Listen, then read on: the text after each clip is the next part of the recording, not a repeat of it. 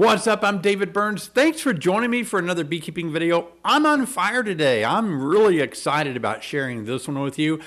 I'm not going to say I've never shared this before, but I can't remember when I did, or if I have. But this is a secret weapon to more successful beekeeping. And it's so simple, but I don't know if I've ever shared this with you before. It's a technique that I use over and over again. And when I first started thinking about using it, many beekeepers told me, oh, you can't do that. There'll be problems. It won't work.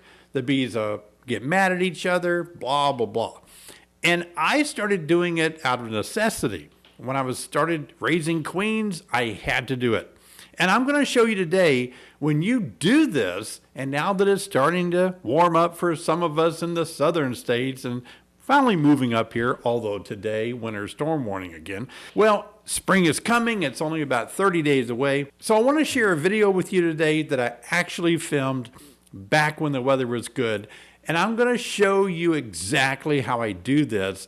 And I'm going to prove that it doesn't bother the bees, and it actually will help your bees multiply so quickly. Now, not all of you can do this. Unfortunately, this is something that you can do if you have more than one colony. It's about moving frames, equalizing resources. And it's about moving a frame out of one hive that's very strong, or maybe several frames, moving the right frames. Now, if you only have one hive, you still need to watch this, because you may have two very quickly in the spring if your hives swarm, or if somebody else wants you to remove a swarm, you're going to have two hives really quickly. And your own hives can swarm so easily, they probably will if they're healthy. So you're going to get two hives right off the bat, so let's plan for that. So let's plan. Let me take you through how to plan right now to manipulate your frames for maximum effectiveness of brood growth, of hive growth, of honey production. Let me take you right in the bee yard. Let's go. Now, this hive is doing exceptionally well. So as I sometimes tell many of you that sometimes you want to equalize your colonies, and so I'm going to do that. I've got a smaller colony that I want to work on. And so I'm going to take this frame here that's of capped brood, and I'm going to move it over to a colony that needs a little bit more strength to it. And so here, as you can see, this is going to be mainly just capped over brood.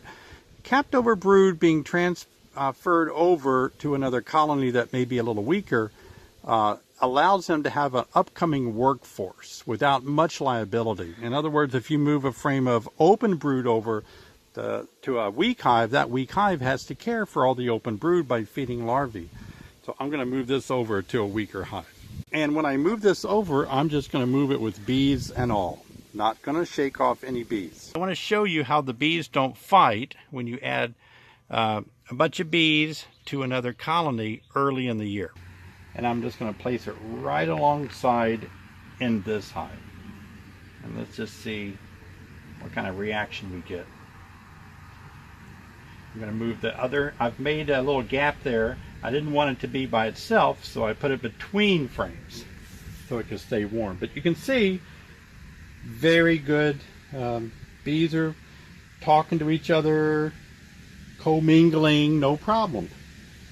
You can do that early in the year, but you don't want to do it much past end of July, when bees have a lot of stored honey and they're more protective. Now, can you move over frames of open brood like eggs and larvae? Absolutely. We do that when we lose a queen. We have to move eggs over. Sometimes if they fail to raise a queen, they don't have any eggs, we will just move a frame over that has eggs in it. Same thing, works great. But if you have a weak colony and you give them a frame of open brood where that larvae has to be fed and taken care of, it's going to put a lot of strain on a weak colony. But by putting that brood frame in there that's capped over, that means that these bees will be emerging any minute, any day now, and they're going to join the workforce. Think about it. In 6 days, they'll become nurse bees once they emerge. That's going to help this colony tremendously. Isn't that a neat tip? I hope you enjoy it. Now I got 5 more great tips for you to watch, and it's in this video right here. So be sure and click on this video. Don't go away. This one, you have to do these 5 things. Thanks for watching. I'll see you next time.